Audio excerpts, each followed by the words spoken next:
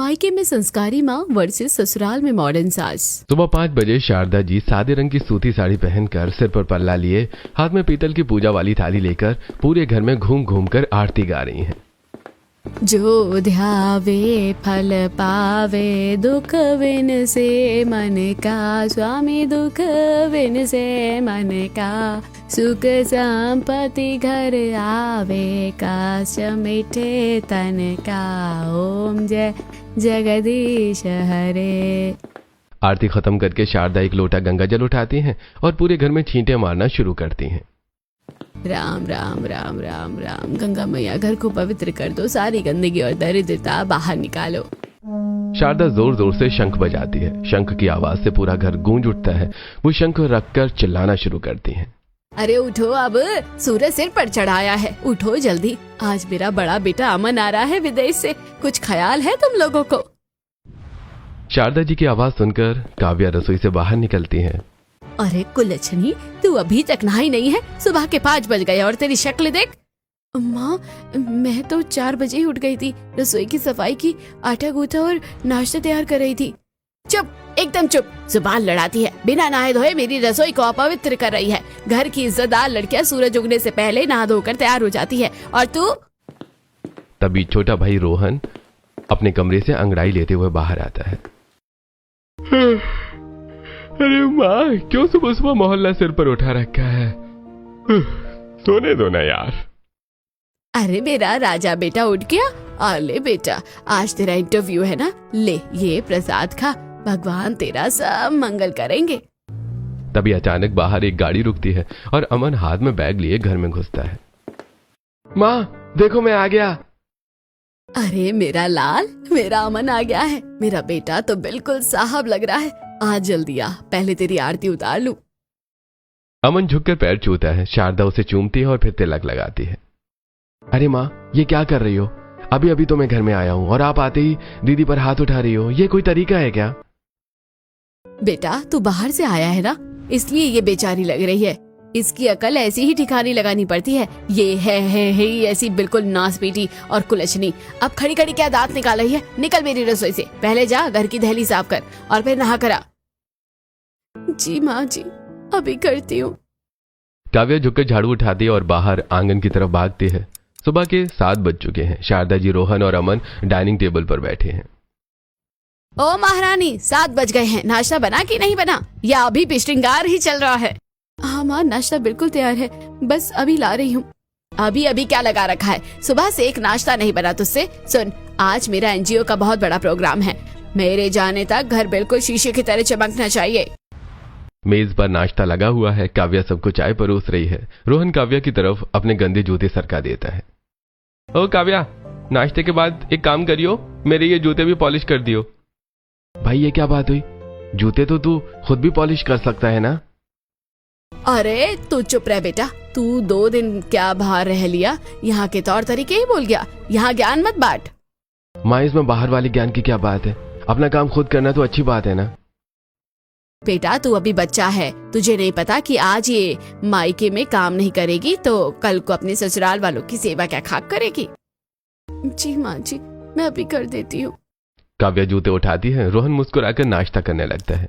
नाश्ता करने के बाद शारदा एनजीओ चली जाती है। शारदा जी का ऑफिस का हॉल महिलाओं से भरा हुआ है। दीवार पर बड़े बड़े पोस्टर्स पर लिखा है, बेटी है अनमोल, नारी का सम्मान, देश की शान। जैसे ही शारदा अंदर कदम रखती हैं, 2-3 औरतें उनके पैर छूने के लिए दौड़ती हैं। आइए शारदा जी, आपके बिना तो ये सभा शुरू ही नहीं हो सकती। आप तो हम सबके लिए साक्षात शक्ति का रूप है। अरे अरे पैर मत छुओ बहन, मैं तो बस एक जरिया हूँ। मेरा जीवन तो समाज की इन बेटियों के लिए समर्पित है। किसी बेटी को कोई तकलीफ तो नहीं है यहाँ? शारदा जी, आज बेटी बचाओ अभियान पर आपका क्या संदेश है? देखिए अंकित जी, बेटी वो फूल है जिसे घर के आंगन में महकना चाहिए। उसे कभी दबाना नहीं चाहिए, उसे कभी बोझ नहीं समझना चाहिए। जिस घर में बेटी की आंखों से आंसू गिरते हैं, उस घर में बरकत कभी नहीं आती है। तभी शारदा का फोन बजता है। वो हाथ से चुप रहने का इशारा करती है और कोने में जाकर फोन उठाती है। हाँ क्या है, क्यों फोन किया है? क्या फिनाइल खत्म हो गया है? तो पड़ोस वाली नीलम से मांग ले। छोटी छोटी बात के लिए मुझे ऑफिस में परेशान मत किया कर। शारदा फोन काटती है और 1 सेकंड के अंदर फिर से वही दयालु मुस्कान चेहरे पर लाकर महिलाओं के बीच बैठ जाती हैं। हाँ, तो हम बात कर रहे थे बेटियों के सम्मान की। समाज को बदलना होगा बहनों। एनजीओ के बाद शारदा जी लौटकर घर आती हैं। ड्राइंग रूम में कूलर अपनी पूरी रफ्तार से चल रहा है। दूसरी तरफ किचन में काव्या पसीने से भीगी हुई खांस रही है। शारदा सोफे पर आराम से बैठी अपने एनजीओ के कागज देख रही है।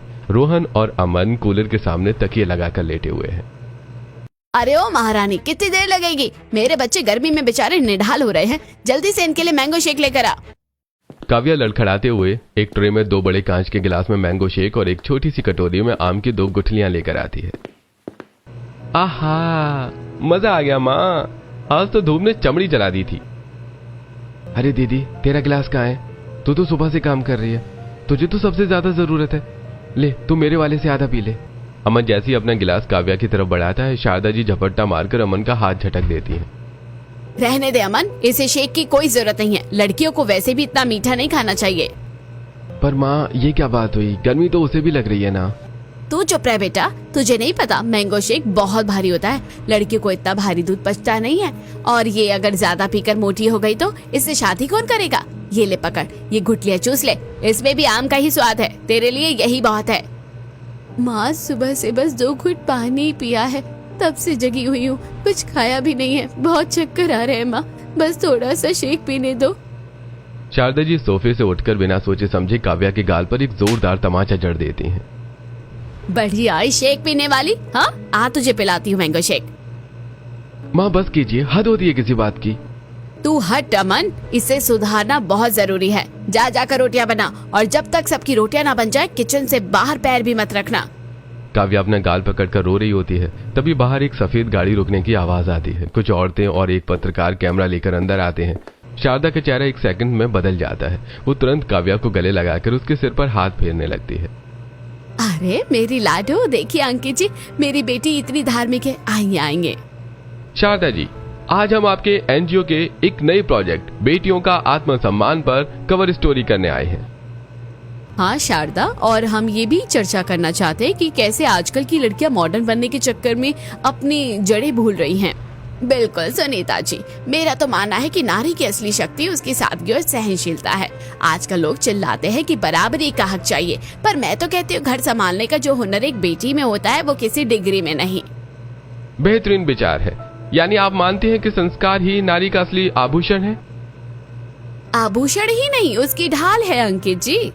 वाकई, अगर हर माँ अपनी बेटी को ऐसे ही त्याग की मूर्त बनाए तो समाज के सारे कले ही खत्म हो जाएं। बेटा, मेहमान आए, जल्दी से किचन में जाओ, ठंडा पानी और ताजा शरबत लेकर आ। काव्या जैसे ही किचन की तरफ मुड़ती है, शारदा पीछे से आती है और उसका हाथ जोर से मरोड़कर उसके कान में धीरे से बुदबुदाती है। सुन रही कुलच्छनी, बाहर निकलकर अपनी ये मनहूस शक्ल मत दिखाना, और अगर कोई खाने का पूछे तो बोल देना कि बादाम वाला दूध पी कर आई है। अगर मेरी इमेज पर जरा भी आंच आई तो याद रखना। जी माँ, समझ गई। शारदा तुरंत उसका हाथ छोड़ देती है और चेहरे पर फिर से वही नकली मुस्कान सजाकर मेहमानों की तरफ मुड़ जाती है। बस अभी आई है मेरी बिटिया रानी ताजा शरबत लेकर। वैसे देखिए, मेरा मानना है कि हर लड़की अपनी किस्मत खुद लिखे। मैं अपने एनजीओ उड़ान के जरिए यही सिखाती हूँ। वाकई शारदा जी, आपके विचार बहुत क्रांतिकारी हैं। समाज कहता है कि बेटी बोझ है, मैं कहती हूँ बेटी जमीन की नहीं, आसमान की हकदार है। पारे माँ, मुंह में राम और बगल में छुरी, बाहर दुनिया को नारी शक्ति का पाठ पढ़ा रही हो और घर में अपनी ही बेटी का गला घोट रही हो। गिरगिट भी क्या रंग बदलेगा जैसा रंग आप पल पल में बदलती है। बाहर देवी और घर में डायन। एनजीओ के लोग थोड़ी देर बाद चले जाते हैं। एक दिन शाम के समय घर में उत्सव का माहौल है। नीलम और मोहल्ले की 2-3 औरतें बैठी हैं। शारदा बड़े चाव से सबको लड्डू खिला रही हैं। लीजिए नीलम जी, मुंह मीठा कीजिए। आखिर बेटा किसका है? समाज सेविका शारदा देवी का खून है। मेरा रोहन ग्रेजुएशन में पास हो गया है। अब मैं ऐसे अपने एनजीओ में बहुत बड़ा पद दिलवाऊंगी। बहुत बधाई हो शारदा, पर सुना है आज तो काव्या का भी रिजल्ट आना था, उसका क्या हुआ? तभी काव्या कमरे से दौड़ती हुई आती है। उसके हाथ में मार्कशीट है। माँ देखिए, मेरा रिजल्ट आ गया है। मैंने न सिर्फ कॉलेज में टॉप किया है, बल्कि मुझे पूरे जिले में गोल्ड मेडल मिला है। माँ, मैं अव्वल आई हूँ। अरे वाह शारदा, तुम्हारी बेटी तो रोहन से भी आगे निकल गई, पूरे जिले में टॉप। कमाल कर दिया। अब तो तुम इसे बड़े शहर के कॉलेज में पढ़ाओगी। हाँ हाँ क्यों नहीं, मेरी बेटी है, मेरा ही खून है। देखिए भाई साहब, मैं तो हमेशा कहती हूँ बेटियों को खूब पढ़ाओ और खूब बढ़ाओ। शाबाश बेटा। शारदा जी मेहमानों के सामने काव्या को बहुत दुलार और शाबाशी देती हैं और जैसे ही आखिरी मेहमान बाहर निकलता है शारदा जी काव्या के हाथ से मार्कशीट छीन लेती हैं। माँ क्या हुआ? शारदा बिना कुछ बोले मार्कशीट के टुकड़े टुकड़े करके काव्या के मुंह पर फेंक देती हैं। माँ ये क्या किया आपने? मेरी 4 साल की मेहनत थी, ये मेरा गोल्ड मेडल। चुप, एकदम चुप। तेरी हिम्मत कैसे हुई मेरे बेटे को सबके सामने नीचा दिखाने की? रोहन सिर्फ पास हुआ और तूने टॉप कर दिया। दुनिया क्या कहेगी कि सोशल वर्कर शारदा का बेटा बुद्धू है और बेटी आगे निकल गई। मेरी नाक काट दी है तूने। माँ इसमें मेरा क्या कसूर है? मैंने तो बस मेहनत की थी। अरे पढ़ लिख कर कलेक्टर बनेगी क्या? आखिर में तो तुझे दूसरे के घर में जाकर चूल्हा चौका ही चौंकना है। मेरा नाम डुबोने के लिए तूने जानबूझकर टॉप किया है ना? तू ऐसे नहीं मानेगी, तुझे संस्कार सिखाने पड़ेंगे। शारदा जी काव्या को एक अंधेरी काल कोठरी जैसे कमरे में पटक देती हैं और खुद हाथ में माला लेकिन सोसाइटी के मंदिर तक आंखें बंद करके राम राम जप करने जा रही होती हैं। साथ ही रास्ते में चलते हुए हर बड़े बुजुर्ग के पैर छूती हैं। अरे शारदा जी, आपके जैसा धर्मात्मा इस पूरे मोहल्ले में कोई नहीं है। आप हमेशा धर्म के कामों में आगे रहती हैं। पंडित जी सब भगवान की कृपा है। मेरा तो मन है कि इस बार पूर्णिमा पर मंदिर में एक बहुत बड़ा कन्या भोज और भंडारा करवाया जाए। बहुत ही उत्तम विचार है, पर इसमें खर्चा तो बहुत आएगा। धर्म के काम में कैसा खर्चा पंडित जी? मैं अपने एनजीओ की तरफ से सारा इंतजाम करवा दूंगी। एनजीओ के फंड से सारा भंडारा भी हो जाएगा और पूरे शहर में मेरी वाहवाही भी। पूर्णिमा वाले दिन शारदा के घर के बाहर कुछ गरीब औरतें और बच्चे खड़े हैं। शारदा भंडारा बांटकर फोटो खिंचवाती है। जैसे ही पत्रकार और लोग जाते हैं उनके घर एक बाहर गली के मोड़ पर कुछ आवारा लड़के एक मॉडर्न कपड़े पहनी लड़की का रास्ता रोककर उसे परेशान कर रहे हैं। सपना उसे देखकर मदद के लिए भागती है। शारदा आंटी देखिए ना, ये लड़के कब से मेरा पीछा कर रहे हैं और गंदे कमेंट कर रहे हैं। आप तो एनजीओ चलाती है, प्लीज इन्हें समझाइए। शारदा रुकती है पर वो लड़कों को डांटने की बजाय सपना को ऊपर से नीचे तक घृणा भरी नजरों से देखती है। क्यों समझाऊं मैं उन्हें? ये छोटे कपड़े पहनकर और कैमरे के सामने नंगा नाच करके तो खुद उन्हें न्योता दे रही है। अगर अपने शरीर को ढका होता और चुपचाप घर में बैठी होती तो किसी की हिम्मत नहीं होती तुझे छूने की। पर आंटी इसमें मेरी क्या गलती है? मैं तो बस। गलती तेरी आजादी की है। आजकल की लड़कियों को पंख क्या मिल गए, अपनी मर्यादा ही भूल गई है। जब तुम लोग खुद बाजार में तमाशा बनोगी तो दुनिया तो तमाशा देखेगी। जाओ बेटा अपना काम करो, इसे तो सबक मिलना ही चाहिए, तभी इसे संस्कार समझ आएंगे। शारदा जी घर आती हैं। कुछ दिन गुजरते हैं और आज शारदा जी के एनजीओ में डोनेशन डे है। शहर के सबसे रईस लोग वहां आए हुए हैं। शारदा सफेद सूती साड़ी में माइक के सामने खड़ी हैं। नीचे पहली रो में मीरा जी बैठी हैं। उन्होंने पेस्टल रंग की बहुत महंगी सिल्क की साड़ी पहनी है। आंखों पर ब्रांडेड चश्मा है और हाथ में लेटेस्ट आईफोन है। उनके साथ उनका बेटा अर्जुन बैठा है।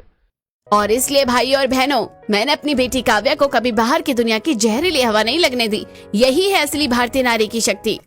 पूरा हॉल तालियों की गड़गड़ाहट से गूंज उठता है। काव्या स्टेज के कोने में सिर पर गहरा पल्लू लिए मूर्ति की तरह खड़ी है। अर्जुन, लड़की तो बहुत प्यारी और मासूम लग रही है, देखो जरा। हाँ मम्मी, आजकल इतनी सादगी और शांत लड़कियां मिलती ही कहाँ हैं।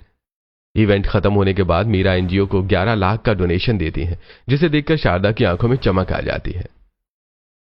मीरा जी आपके दर्शन पाकर धन्य हो गए हम। इतना बड़ा डोनेशन, आपकी दरिया दिली की तो मिसाल दी जाएगी। डोनेशन तो नेक काम के लिए है शारदा जी। वैसे आपकी बेटी काव्या नाम है ना, बहुत ही वेल मैनेज्ड लग रही है।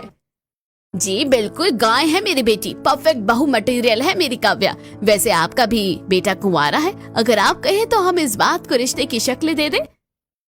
अगर यहाँ शादी हो गई तो रोहन और अमन को विदेश भेजने का खर्चा और मेरे खर्चों का फंड यहीं से निकल जाएगा। पर हम तो बहुत मॉडर्न लोग हैं, हमें तो घर के लिए एक बेटी चाहिए। चलिए हम बात आगे बढ़ाते हैं। शारदा खुशी के मारे फूले नहीं समाती और कुछ दिन बाद शारदा एक हाथ में माला एक में फोन लिए टहल रही हैं। दूसरी तरफ मीरा अपने गार्डन में कॉफी पी रही है। शारदा जी मीरा को फोन लगाती हैं। मीरा फोन उठाती है। हेलो जी, मीरा जी राम राम, कैसी हैं आप? बस आपकी याद आ रही थी तो सोचा हालचाल पूछ लूं। अरे वो उस दिन जो रिश्ते की बात हुई थी, आपने कुछ सोचा क्या? राम राम शारदा जी, बस अभी डिस्कस कर ही रहे थे। मैं एक बार अर्जुन से डिस्कस कर लेती हूँ। जी बिल्कुल मीरा जी, मेरी काव्या आपके घर की रौनक बन जाएगी।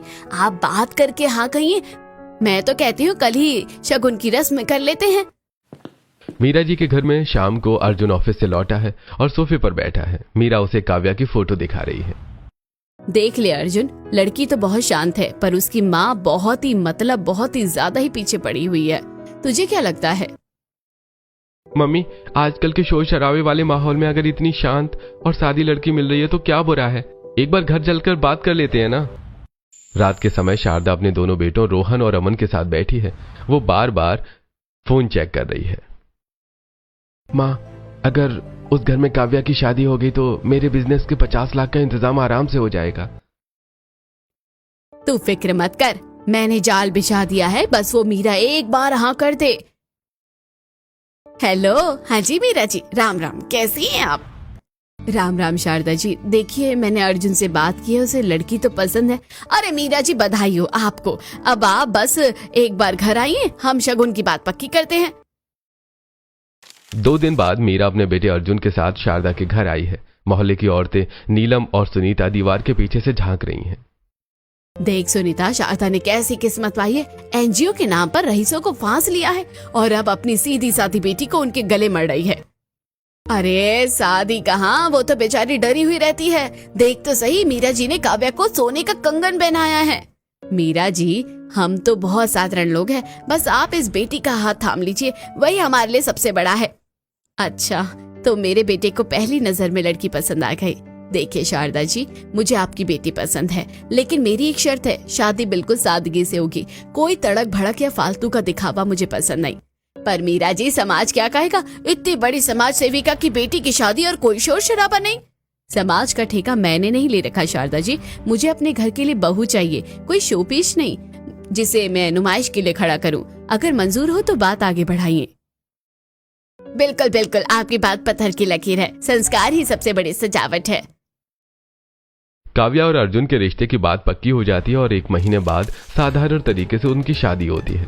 मंडप में मीडिया वाले फोटो ले रहे हैं। शारदा सफेद साड़ी में त्याग की मूर्त बनी हुई है। तभी विदाई का समय आता है। काव्या फूट फूट कर रो रही है। शारदा उसे कार तक छोड़ने आती है। मेरे कलेजे का टुकड़ा जा रही है। सुन, वहां जाकर रोना धोना मत मचाना और याद रखना, उस घर की हर चाबी तेरे पास होनी चाहिए। अगर तूने अपनी जुबान खोली तो मैं समाज को बोल दूंगी कि तू पागल है और तुझे घर में कैद कर दूंगी, समझ गई? काव्या सुबकते हुए सिर्फ हाँ में सिर हिलाती है और कार में बैठ जाती है। जैसे ही कार मुड़ती है वो अपनी साड़ी का पल्लू ठीक करती है और मुस्कुराते हुए अंदर चली जाती है। वहीं काव्या विदा होकर ससुराल पहुंचती है।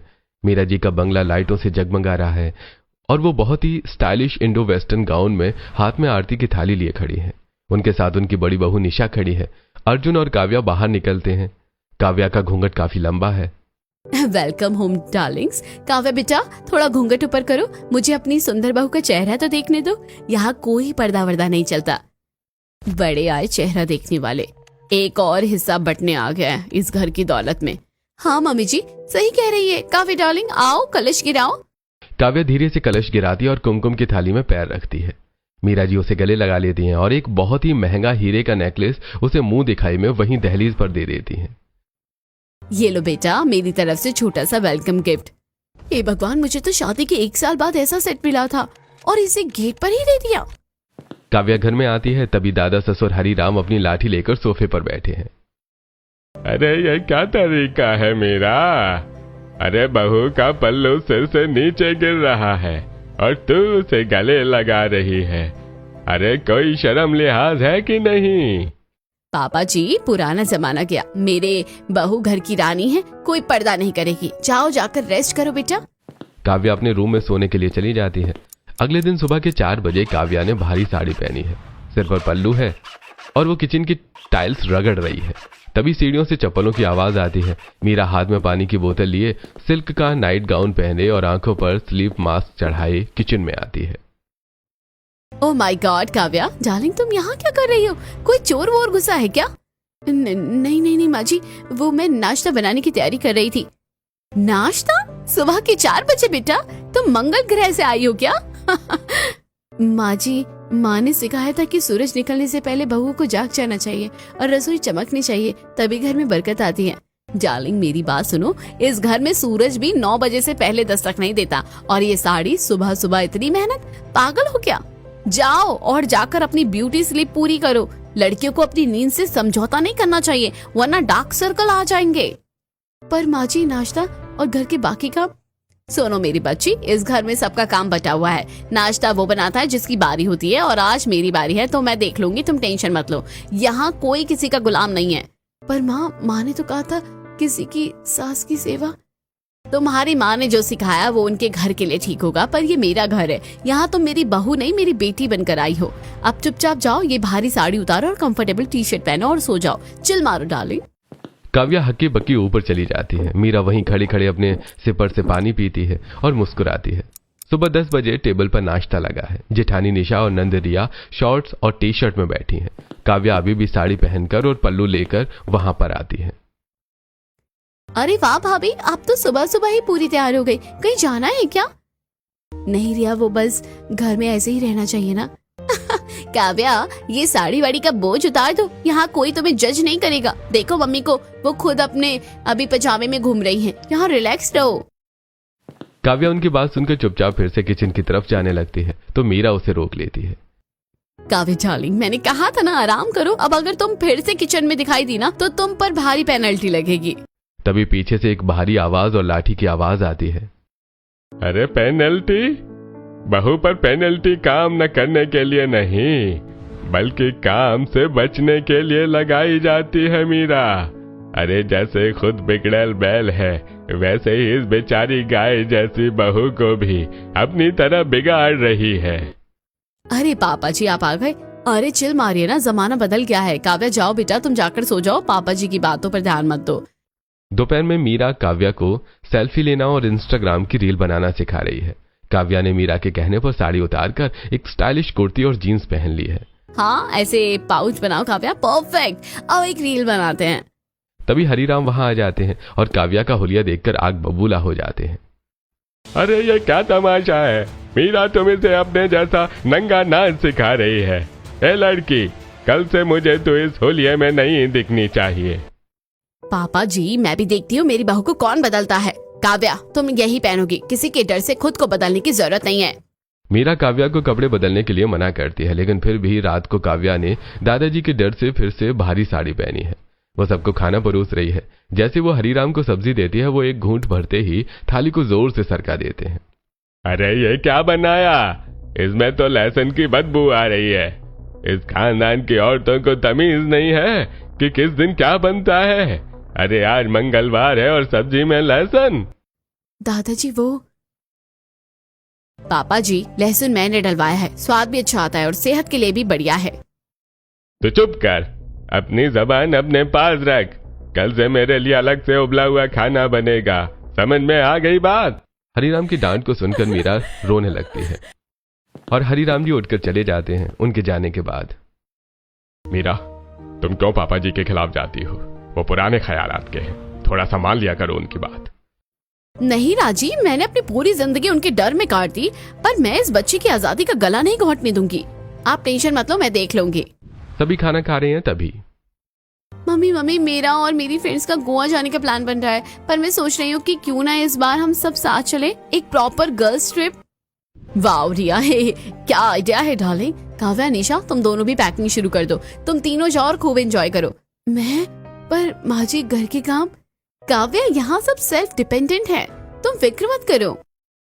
तभी रिया की बात सुनकर दादा ससुर हरीराम वहां आते हैं। क्या गर्ल्स ट्रिप? अरे वो भी गोवा? अरे मीरा, तू पागल हो गई है क्या? इस घर की बहुएं परायों मर्दों के सामने बीच पर घूमेंगी? अरे ये इस खानदान के इज्जत नीलाम करना चाहती हैं। पापा जी, इज्जत बीच पर घूमने से नहीं बल्कि घर में घुटने से कम होती है। मेरी दोनों बहुएं और मेरी बेटी जा रही हैं और ये फाइनल है। अगर ये घर से बाहर निकली तो याद रखना, मेरा मरा हुआ मुंह देखोगी। पापा जी, आप भी ना, इमोशनल ब्लैकमेल पुराना हो गया। आप जूस पीजिए और आराम कीजिए। काव्या डार्लिंग, जाओ और पैकिंग करो अपनी। मीरा जी की परमिशन से काव्या, निशा और रिया तीनों फ्लाइट से गोवा जाती हैं। तीनों ने वहां मॉडर्न कपड़े, जीन्स टॉप और फ्लोरल ड्रेसेस पहनी है।